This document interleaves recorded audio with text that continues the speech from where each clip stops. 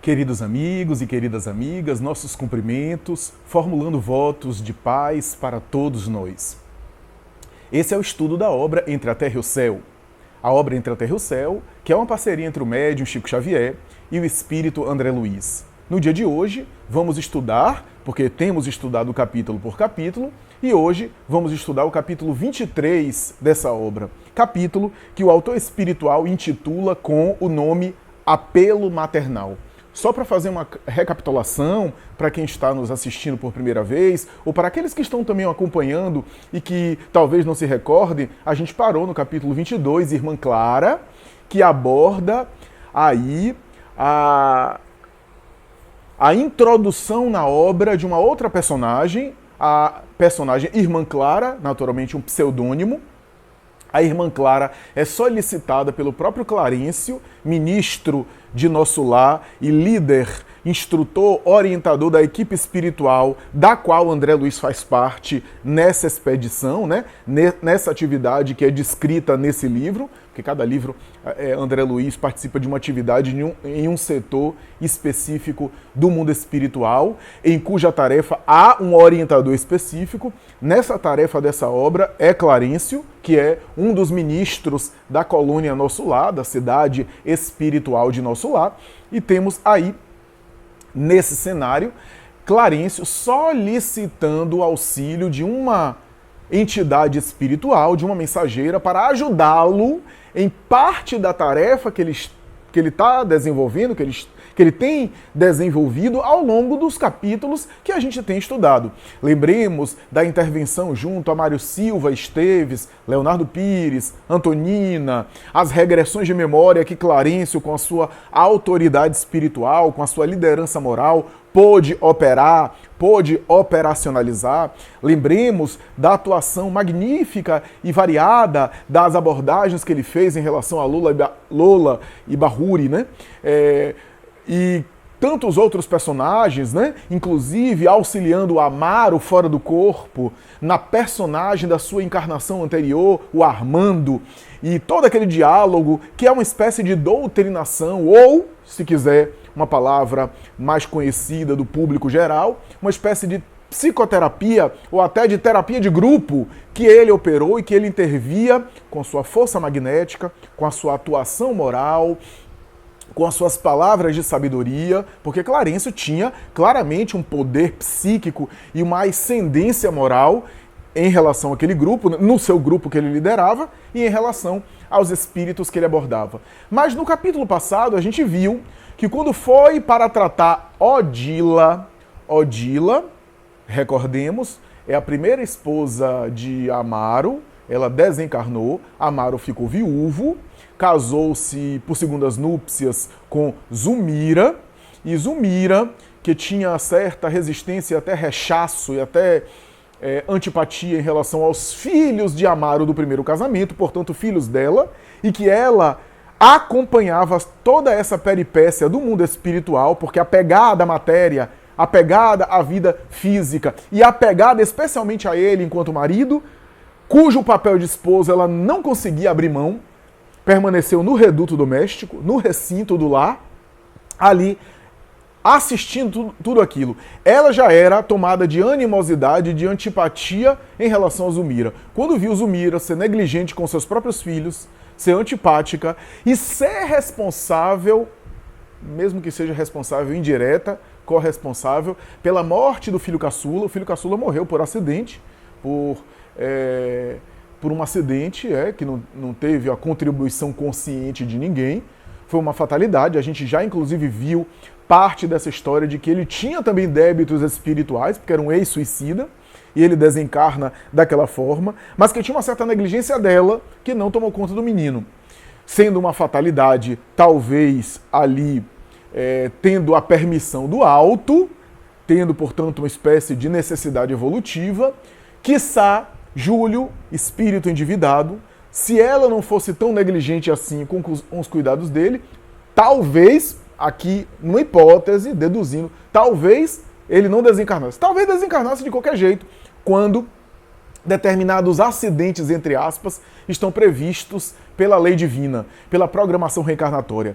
Mas, levando em consideração que há coisas que a gente pode evitar, há situações que a gente pode evitar, talvez ela, Zulmira, se não fosse negligente, talvez Júlio não teria desencarnado naquele acidente. Mas, tendo a necessidade de desencarnar em tenra idade, em função do suicídio cometido na reencarnação anterior, tendo necessidade de passar por uma expiação e ser retirado do corpo em uma vida ainda infantil, como acontece com alguns suicidas, que mais tarde precisam passar por um período de uma vida material curta, uma vida corporal curta e depois desencarnarem, não tenhamos dúvidas que não havendo a desencarnação dele naquela ocasião da praia, descrita na obra em capítulos anteriores, haveria de ocorrer em outra oportunidade futura, em uma fatalidade onde não houvesse a contribuição e a negligência direta ou indireta de ninguém. Mas Odila, que já tinha antipatia por Zulmira, somente pelo fato dela ocupar o lugar que ela, Odila, acreditava que lhe pertencia, e embora desencarnada, não aceitava que outra mulher ocupasse o lugar de esposa de Amaro, só por isso ela já tinha antipatia por aquela mulher, aquela jovem mulher, atual esposa do seu marido. Ela, Odila, já antipatizava. Quando viu a negligência dela na praia e o seu filhinho desencarnar, ela foi tomada de um ódio profundo e estabeleceu a partir de então uma obsessão cruel. Obsessão que produziu uma evolução do quadro a ponto de Zulmira estar debilitada de forças, está fraca, psiquicamente e fisicamente, porque a obsessão muito prolongada, asseverou Allan Kardec nas últimas palavras de O Evangelho segundo o Espiritismo, pode gerar repercussão material, repercussão orgânica. Razão pela qual continua Allan Kardec nessa nota, as últimas palavras dele, da obra O Evangelho segundo o Espiritismo.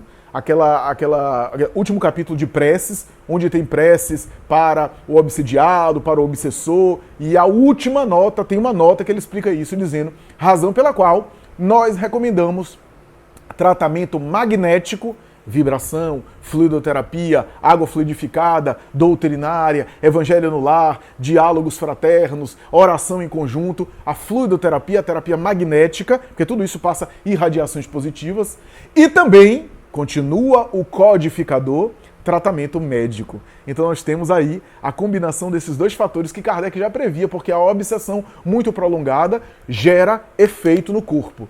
Zulmira estava experimentando esse tipo de ocorrência, uma obsessão que já tinha reflexos físicos, estava debilitada, estava deperecendo, a ponto de correr o risco de falecer, a ponto de correr o risco de desencarnar, em função da obsessão cruel da primeira esposa de Amaro. Parêntese, já falamos isso em capítulos anteriores. Hermínio de Miranda, na obra Diálogo com as Sombras, vai dizer que ele, e a prática mediúnica confirma isso que ele falou, ele tem percebido que há uma quantidade bastante maior, infinitamente maior, expressivamente maior, de obsessores masculinos do que obsessores femininos. Quando falamos masculinos e femininos, eu sei que o espírito não tem sexo, questão 200 e seguintes de O Livro dos Espíritos, eu estou aqui me referindo à questão da polaridade que o espírito conserva em função das afinidades que ele estabeleceu graças às múltiplas encarnações em uma sexualidade, em um sexo. Então, é claro que o espírito fora do corpo ele pode reencarnar tanto como homem como como mulher. Mas muitas vezes o que acontece na prática é o espírito reencarnar 10, 20, 30 vezes como homem ou 10, 20, 30 vezes como mulher. E é claro que essas múltiplas encarnações em um corpo, em uma polaridade sexual, acaba de alguma forma gerando nele, em função das experiências naquele sexo, naquele corpo, com aqueles hormônios, acaba produzindo nele uma psicologia compatível com aquela realidade. É claro que o espírito, para evoluir, alcançar a plenitude, ele precisa viver as duas experiências. O desenvolvimento de determinados valores e sentimentos na corporalidade, na experiência corporal do sexo masculino, a intrepidez, os hormônios masculinos, os impulsos, as experiências culturais que muitas vezes encaminham o masculino, e também o desenvolvimento de valores, de experiências e de sentimentos que são trabalhados na encarnação do corpo feminino.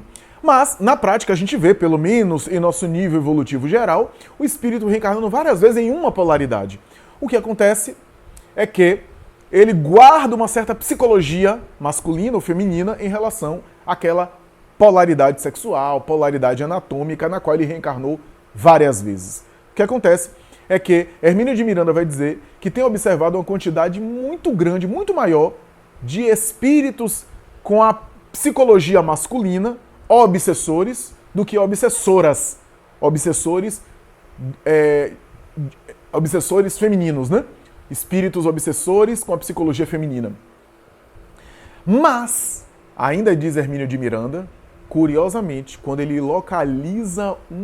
percebe, ele localiza, ele entra em contato nas mediúnicas com um obsessor feminino, com uma entidade feminina que está na obsessão, a obsessão muitas vezes é bastante cruel.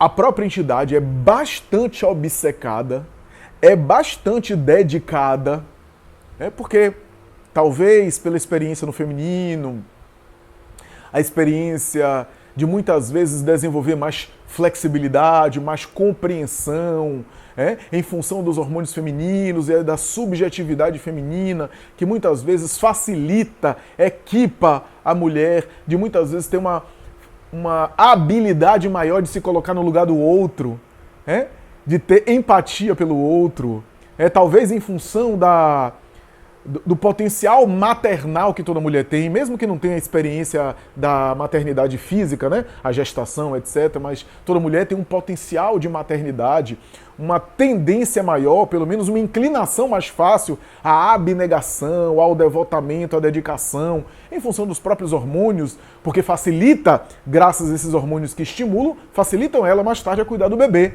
caso ocorra a gravidez biológica, a gestação, a experiência da maternidade biológica, aliás, e ela se dedica. Então, talvez por isso, ela tenha uma facilidade maior de perdoar, de não estabelecer um mecanismo de vingança, de não correr atrás, querendo fazer justiça, e muitas vezes facilita mais essa ponderação de não se tornar um espírito com ódio e com vingança, querendo destruir o outro no mundo espiritual. Mas quando a gente encontra um espírito desse no mundo espiritual querendo destruir o outro, muitas vezes é muito pior do que muitos espíritos masculinos. É isso que Hermínio de Miranda coloca na obra Diálogo com as Sombras. Pois bem, Odila estava assim, nessa condição.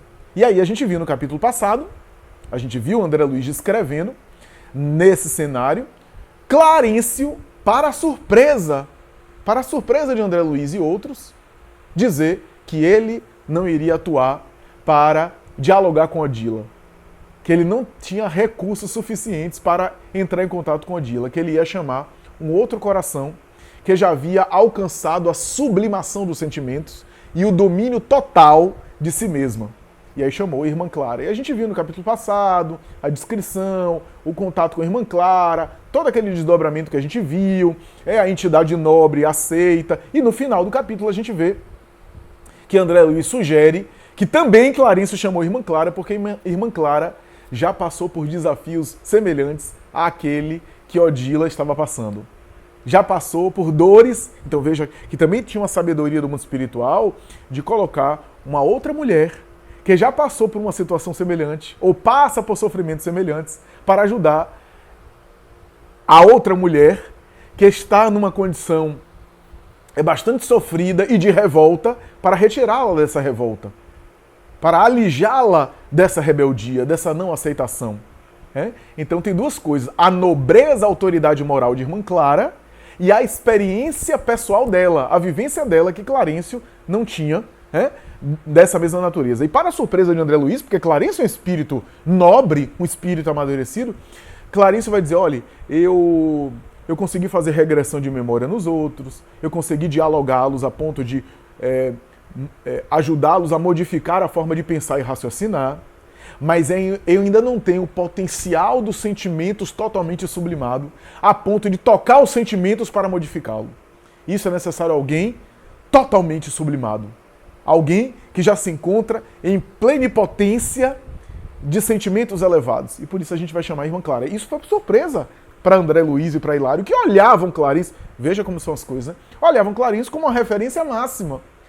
Mas toda referência que a gente olha, a gente está se comparando, né? No mundo espiritual sempre tem gradações acima, né? Assim como tem gradações abaixo, né? Então, veja como é rica essa experiência do mundo espiritual. E aí, Clarencio, então, diz isso, chama a irmã Clara aceita, e esse capítulo, Apelo Maternal, é justamente o contato de irmã Clara com Odila.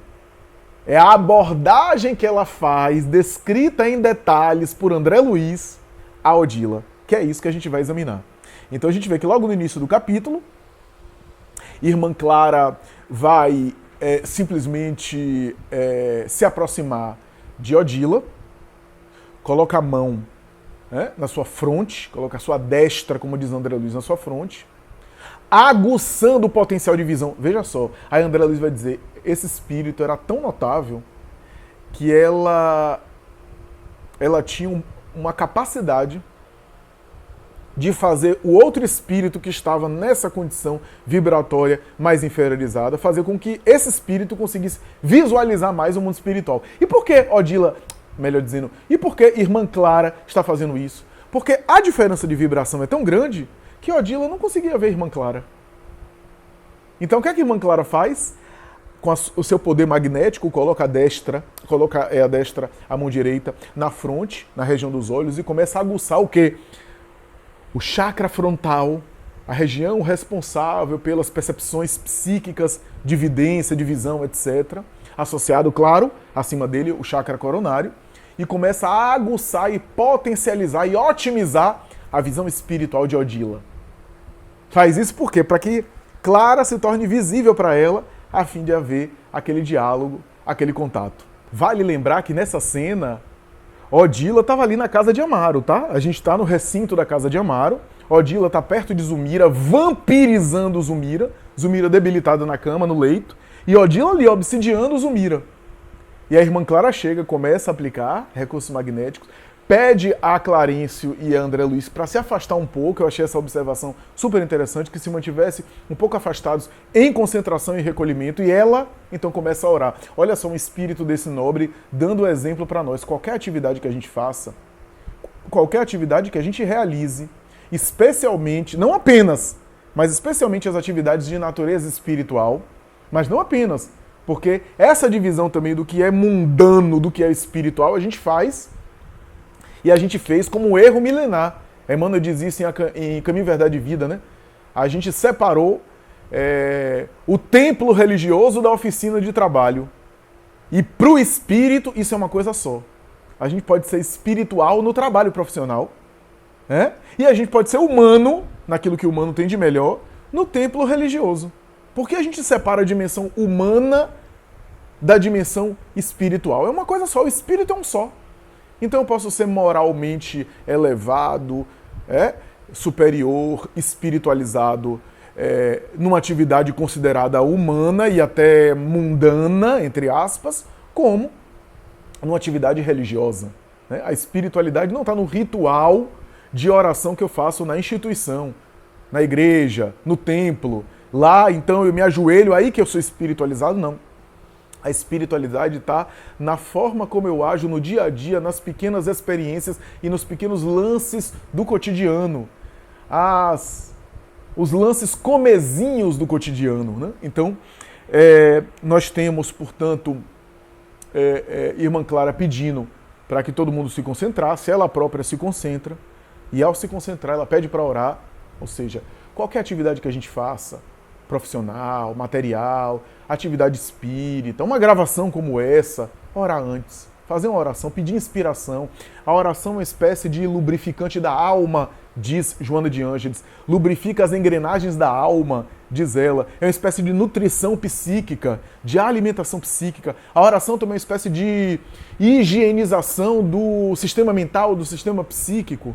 Através da oração a gente faz uma espécie de limpeza, de faxina psíquica, de higiene, né? Eu retiro os miasmas fruto das minhas preocupações cotidianas, dos meus vícios mentais, né, da minha ainda inferioridade de pensamento, dos momentos de aborrecimento, de cólera, de irritação, de pensamentos negativos, de pensamentos materiais, né, da vida humana que nos impele ao gozo e assim por diante, e arejo psiquicamente, higienizo psiquicamente para poder receber melhor as inspirações do alto, fluir as inspirações do alto, conseguir canalizar bem, né, a realidade espiritual superior e assim por diante. Então, nós vemos aqui a irmã Clara concentrar e começar a orar. Só que quando ela começa a orar, é isso que a gente tem dito a respeito de oração. Qualquer um de nós, quando a gente ora, a gente acende uma lâmpada. A gente não consegue ver pelos olhos materiais, mas André Luiz descreve isso. A gente irradia o quê? A nossa lâmpada psíquica, a nossa aura, para me utilizar de um termo muito conhecido. A aura é uma irradiação perispiritual. Eu otimizo a minha lâmpada e irradio o meu melhor potencial quando eu oro, quando eu sintonizo com o alto. Então eu acendo essa luz. Mas a minha lâmpada é diferente da lâmpada do outro. E qual é a diferença? As conquistas evolutivas de cada um. As conquistas evolutivas. Então, se tem vários espíritos orando, cada um vai acender uma lâmpada interna, ou seja, vai irradiar. Mas André Luiz, em várias obras, já disse isso, que ele vai descrever que cada um tem a sua intensidade de luz. Então, aqueles que são espíritos mais mundanos, mais materiais, que ainda não evoluíram tanto, vão irradiar a sua luz própria dentro das suas capacidades. Ou seja, vão irradiar o melhor potencial que possuem. Vão acender, vão iluminar a si mesmo com aquilo de melhor que já tem, que já possui. Dentro das suas conquistas evolutivas, né, vão irradiar os potenciais já conquistados. Ou seja, vai manifestar, vai vibrar naquilo que aquele espírito tem de melhor. Naquilo que aquela entidade tem de melhor. Naquilo que o sujeito tem de radiação mais alta. Só que o outro espírito, que tem uma conquista evolutiva maior, que tem um potencial maior, vai irradiar mais. Vai ter uma vibração ainda mais alta, mais acentuada, mais intensa. Por quê? Porque ele tem uma caminhada evolutiva, uma conquista evolutiva maior. Então, cada um, quando ora, irradia um potencial de ação que tem a ver com a sua caminhada evolutiva, com as suas conquistas evolutivas. André Luiz descreveu isso várias vezes nas suas obras. Aqui, ele observa Irmã Clara orando. E aí ele vai dizer que ele próprio foi tomado sob forte emoção. Ele próprio foi tocado de uma forte emoção quando viu ela orando e que um quadro divino se desdobrou diante dos seus olhos. Um quadro divino se desdobrou diante dos seus olhos, porque o próprio recinto, o próprio ambiente da casa foi totalmente modificado, totalmente alterado. O recinto foi invadido por um certo círculo de luz, como ele diz, e esse círculo de luz tinha no núcleo ela própria. Irmã Clara era uma usina de forças espirituais. E a partir dela, ela era o núcleo, como diz André Luiz, era o núcleo daquele círculo de luz que invadia todo o recinto. Todo o recinto. André Luiz se emocionou. Ela se coloca com os dois braços abertos como asas, prestes a desferir voos. Eu achei essa descrição super interessante. E aí ele descreve o enorme halo dourado, parecendo ouro, que a envolvia. E essa irradiação ia mudando de tonalidades à medida que se manifestava. Então, havia o halo dourado que saía dela, aquele halo dourado como se fosse ouro eterizado, envolvendo ela, e que envolvia toda a forma dela, forma perispiritual. E aí, desses raios, dessas irradiações, o prolongamento do raio passava a ser visto em tonalidades diferentes. E aí ele descreve o ouro eterizado, que envolvia aquela forma. Ele descreve o opala, o róseo vivo, o azul celeste, o verde claro, o violeta suave, que se manifestava e que se alterava, que se transfundia em várias cores. Essas cores, essas expressões, são muito interessantes de ser estudadas, embora a gente não tenha muitos elementos para saber o que significa cada cor dessa que se manifesta no mundo espiritual descrito por André Luiz. E a gente tem que ter o cuidado para a gente não estabelecer superstições ou significados que André Luiz não deu na obra dele. A gente não sabe direito o que significa. A gente sabe pela kirliangrafia que às vezes uma cor mais quente denota sentimentos mais humanos, mais terrenos. Uma cor mais fria denota sentimentos mais espiritualizados, mais divinos, mas isso não explica tudo, né? Então, cores mais quentes aqui, o laranja, o vermelho, o amarelo, e todas essas cores parecidas, toda essa paleta de cores parecidas com esse, né? Então, do outro lado, as cores frias, o azul, o violeta, o índigo, o lilás, né? Todas essas cores mais frias. Mas ainda assim, tem muitas coisas que a gente não sabe em relação a essas cores que são irradiadas nas vibrações dos espíritos no mundo espiritual. A irmã Clara irradia. André Luiz chega a dizer que parecia que ela era um arco-íris, que a sensação que ele tinha é que ela havia se transformado numa espécie de arco-íris. E a casa ficou pequena. André Luiz chega a dizer que a casa ficou pequena diante daquela vibração grandiosa. Ficou estreita, ele chama atenção. E ele reparou que a própria Odila, que não via ainda Clara, que não via a irmã Clara, a própria Odila que estava ali, a obsessora, foi tomada por uma calma. Foi tomada de uma branda coação e tranquilização. Né? E aí, André Luiz ficou monossilábico, todo mundo ficou monossilábico, meio emocionado. Né?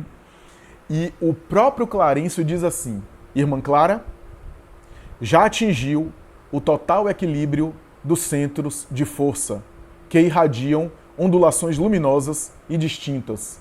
Em oração, ao influxo da mente enaltecida, emite vibrações do seu sentimento purificado, que constituem projeções de harmonia e beleza a lhe fluírem do ser. Se partilhássemos com ela a mesma posição evolutiva, olha só, se partilhássemos com ela a mesma posição evolutiva, entraríamos agora em relação imediata com o elevado plano de consciência em que se exterioriza. E então, em vez de somente observarmos este deslumbramento de luz e cor, eles estavam vendo aquele deslumbramento de luz e cor, mas se eles estivessem na mesma elevação dela, no mesmo patamar evolutivo que ela, entraria em sintonia com ela e não veria apenas as luzes e as cores, e perceberíamos a mensagem glorificada que lhe nasce do coração. Ou seja, o que ela estava mentalizando, o que ela estava verbalizando, o que ela estava falando mentalmente. Qual era o diálogo dela com o mundo espiritual superior, com Deus, com Jesus, naquele momento? Eles poderiam ver, eles poderiam acompanhar o discurso, acompanhar o discurso mental dela, a linguagem mental dela. Perceberíamos a mensagem glorificada que lhe nasce do coração, uma vez que as irradiações sob nossos olhos são música e linguagem, sabedoria e amor do pensamento, a expressar-se maravilhoso e vivo. A sintonia espiritual perfeita, porém, só é possível entre aqueles que se confundem na afinidade completa. A sintonia com aquela vibração só com aqueles que já estão na afinidade completa. André Luiz chega a dizer que ela se transfigurou, ela estava transfigurada, mais bela ainda, perispiritualmente mais bela. E aí ela vai na direção da Odila, faz aquilo que eu já disse, coloca a mão ali, cobre-lhe os olhos, O próprio Clarencio esclarece, dizendo que ela tem um potencial de ampliar a visão de outra criatura. E aí a gente viu que Odila dá um grito, porque percebe uma presença que ela não tinha visto antes que é a presença de irmã Clara. Ou seja, Odila dá um grito quando vê a irmã Clara na sua frente, que aí começa a perceber, começa a visualizar a irmã Clara na sua frente, dá um grito. Diante daquele ser espiritual ofuscante, irradiando luz, né? A Odila começa a chorar. Começa a chorar e pede socorro, dizendo: anjo de Deus, me socorre. Socorre. E aí o diálogo é muito bonito, né? Porque irmã Clara diz: Odila, o que é que fazes? O que fazes? Veja a postura da entidade. Nenhuma crítica, nenhuma condenação. Odila, o que você está fazendo? Lembre-se de Jesus quando vai até Saulo nas portas de Damasco. Saulo, Saulo, por quê? Nenhuma condenação, nenhuma crítica. Por que me persegues? Era só uma pergunta. Por que, meu filho? É mesmo um pouco isso. Odila, por quê? O que é que fazes? E aí Odila diz: estou me vingando por amor. Estou me vingando por amor. E aí a irmã Clara diz: mas haverá, porém, algum ponto de contato entre amor e vingança? Ou seja, minha filha, você crê que existe conexão entre amor e vingança? Você acha que o amor pode dialogar com a vingança? Você acha que quando você está se vingando, você está amando? Quando você se vinga, você se afasta do amor. E quando você verdadeiramente ama, você anula a vingança. Você acha mesmo que ao se vingar você está amando? Você acha mesmo que quando você ama e por amor você pode se vingar? E aí a Odila, que está pedindo ajuda a Clara, mas na percepção dela, ela se acha magoada. E de fato ela se sente magoada, honestamente magoada. Ela olha para Zulmira, aponta e diz assim: aquela mulher, intrusa do meu lar, miserável, tomou o meu marido e ainda por cima assassinou meu filho. Se eu amo os meus, amo meu marido, amo minha família, eu tenho que fazer justiça. Olha o discurso de uma entidade como essa. Irmã Clara não entra no diálogo apenas verbal, racional, ela irradia sentimento. Ela diz: pobre filha, quem semeia a vida e a alegria combatendo o sofrimento e a morte?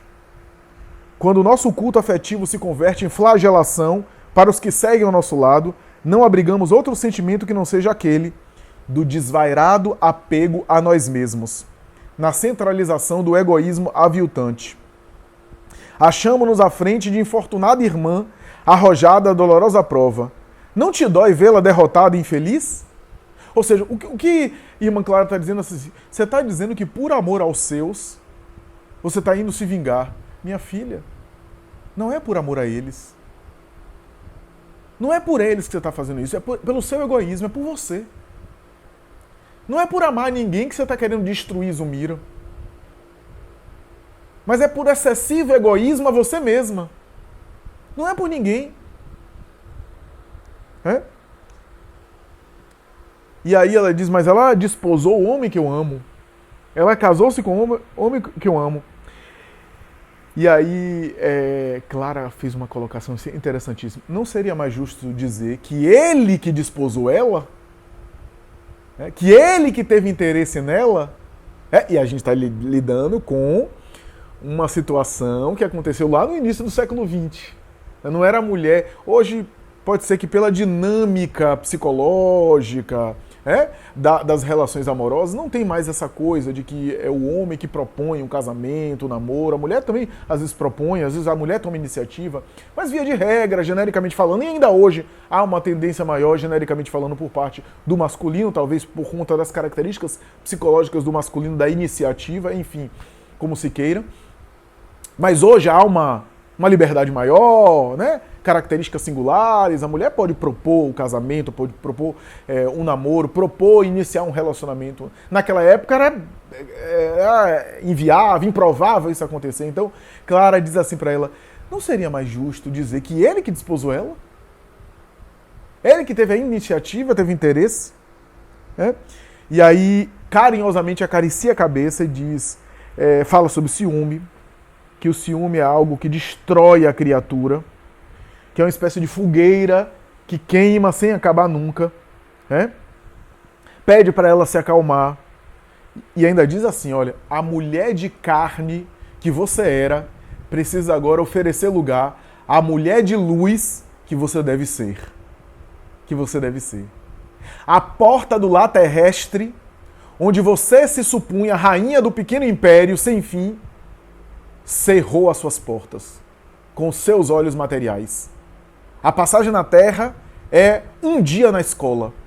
Todos os bens que desfrutamos no mundo, de onde viemos, constituíam recursos do Senhor, que concedeu por empréstimo. Lá no mundo material, raramente nos lembramos de que o tesouro do carinho doméstico é algo semelhante a uma sementeira preciosa de semear, cujos valores devemos estender para outras pessoas. E aí ela diz, minha filha, a gente começa a obra no lar, mas desenvolve com a humanidade inteira.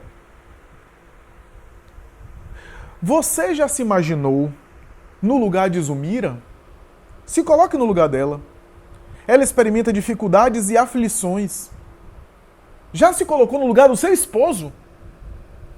Você afirma que ama ele e que está fazendo isso por amor a ele. Por amor a ele, você quer destruir a mulher que ajuda ele a cuidar da família? Que faz companhia a ele. Se você tivesse no corpo material e ele tivesse desencarnado, tivesse vindo para cá, e você que ficasse na terra com filhinhos, não seria justo que você tivesse ajuda no mundo? Seria um crime que você tivesse uma companhia de alguém,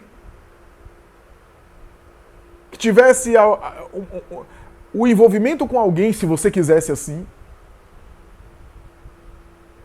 Estabelecesse um laço afetivo com alguém, que fizesse companhia para você, que ajudasse você no mundo?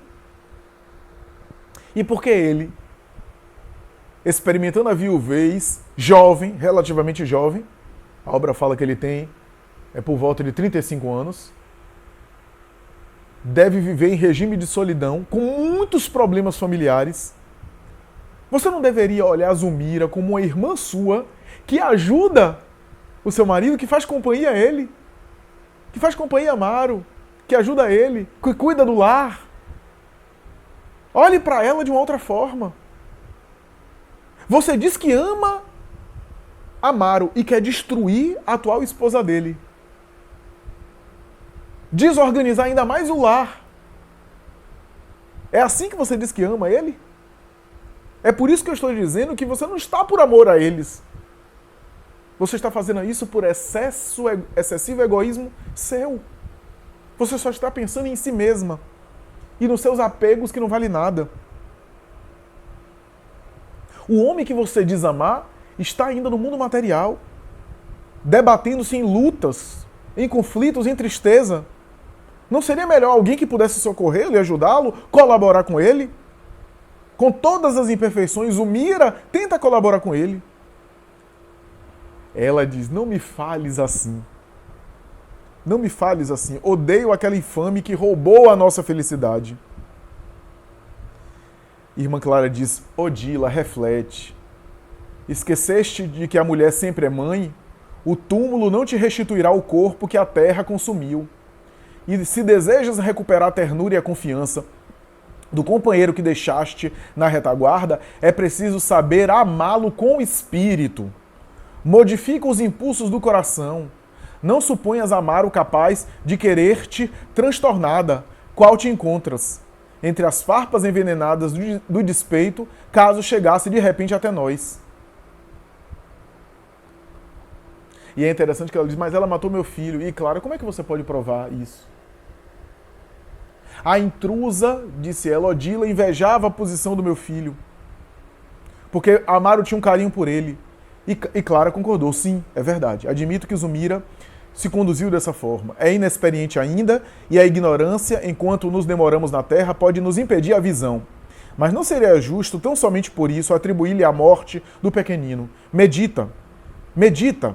A verdadeira fraternidade ajudar-te-á a sentir naquela que te sucedeu no lar uma filha suscetível de recolher-te o afeto e a orientação. Em lugar de forjares uma inimiga, na sinistra bigorna da crueldade, edificarás uma dedicação nobre e leal para enriquecer-te a vida. Retirando a luz do teu amor, das chamas comburentes do inferno do ciúme, em que padeces pela própria vontade, serás realmente para o homem querido e para a filha que clama por tua assistência, uma inspiração e uma bênção. Odila começa a chorar, né? Clara pega ela, acaricia os cabelos, coloca quase que no colo e diz: sei que você sofre igualmente como mãe atormentada. Recorda, contudo, que nossos filhos pertencem a Deus. E se a morte colheu a criança que estremeces, separando-a dos braços paternais, é que a vontade divina determinou o afastamento. E aí começa a conduzi-la, a induzi-la ali, colocar, né, fluidos magnéticos, dar-lhe forças magnéticas. Né? E aí muda o tom da conversa dizendo assim: e Júlio, seu filhinho? Você está dizendo que ele faleceu, não foi? Cadê ele? Olha só, o espírito, quando está cego no ódio, ele está tão cego no ódio que ele não percebe os amores que ele tem. Porque se ele pensar nos amores que ele tem e que estão no mundo espiritual, ele para de perseguir. Então ele não quer pensar. Então, por exemplo, é muito comum nas mediúnicas o espírito, por exemplo, o obsessor, perseguindo alguém que matou ele, matou a família. E aí o doutrinador, em determinado momento, diz assim: sim, se ele matou sua família, cadê? Não, eu não quero pensar nisso agora. Não, você está dizendo que por amor aos seus familiares que ele assassinou, que ele matou, e você também morreu, você foi para aí. Seus familiares também estão aí. Cadê eles? Você já pensou neles? Você pensa mais naquele que você odeia do que naqueles que você ama? A argumentação que muitas vezes nós usamos em doutrinação na prática mediúnica. O espírito se dá conta que muitas vezes valorizava, muitas vezes, aquele sujeito por quem ele odiava, do que até procurar família. Será que eles não estão precisando de mim? Será que eles não estão necessitados no além? E eu esqueci deles, o ódio fez eu esquecer deles para buscar apenas me vingar? Eu digo que por ele ter feito mal a eles, eu estou atrás como obsessor. E aí eu esqueço deles? Para pensar somente naquele que eu odeio? Olha só. E aí, Clara vai mais ou menos por esse raciocínio. Começa a dizer: olha, lembre-se do seu filho. Se ele foi para a parte espiritual, cadê ele? Você está tão enseguecido no ódio, que é uma onda vibratória numa faixa e o amor em outra, que você não consegue reencontrar Júlio. Mas Júlio se encontra no além. E eu digo mais: Júlio necessita da tua assistência de mãe. Necessita do teu apoio, Odila. Veja que a estratégia do mundo espiritual de também sensibilizar a Odila é que a Odila seja uma peça importante no acolhimento a Júlio para a futura reencarnação de Júlio. Júlio precisa de você. Aí tocou o coração de mãe dela. Qual é a mãe que, quando sabe que o filho precisa da ajuda dele, não quer ir atrás do filho? E ela, que já se encontrava emocionada com o discurso da irmã Clara, ouve ela dizer: você não quer embalar de novo o seu filho no peito? Colocá-lo de encontro ao coração de novo? É? Ao encontro do seu coração? A vingança te cega tanto os olhos e endurece tanto o coração que você vai esquecer dele? É? Nesse momento ela cai em pranto e começa a dizer: meu filho, meu filho, meu filho. E chora convulsivamente. Irmã Clara deixa ela chorar. É? E ainda diz: se alegra, Odila. Esse choro é o choro da sua renovação. A partir desse momento você começa a se renovar. Alegra-te. Alegra, porque esse choro é um choro de uma catarse, é um choro preso há muitos anos, que agora vem à tona. Esse choro, essa catarse, é o começo da sua mudança. É o início da sua renovação. Nada te impede de auxiliar o companheiro da humana experiência. Nada te impede de visitar Amaro, de ajudá-lo. É? Nada te impede de você ajudar a sua filhinha que se encontra encarnada, Evelina. Nada te impede. E nada te impede agora de visitar seu filho desencarnado que precisa de você.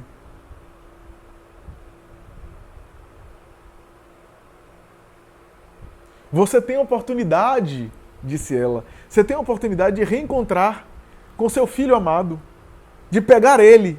E aí a irmã Clara diz assim: há 22 séculos eu espero por um minuto igual a este, para o meu saudoso e agoniado coração, uma vez que os meus amados ainda não se inclinaram para mim. Os meus amados ainda não se inclinaram para mim. E André Luiz, já caminhando para o final do capítulo, diz: a voz de Clara parecia mesclada de lágrimas que não chegaram a surgir. Odila se agarra a ela, chora convulsivamente, e ela diz: vamos, filha, vamos à procura de nossa renovação. Ampara ela e leva, né, para fora da casa de Amaro, para levá-la, conduzir ao mundo espiritual.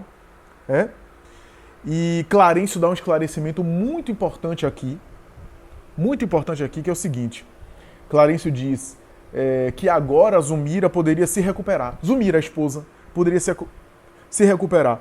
A adversária se retirou sem violência, que lhe prejudicaria o campo mental. E o capítulo acaba assim. Olha só, a gente vê na prática isso.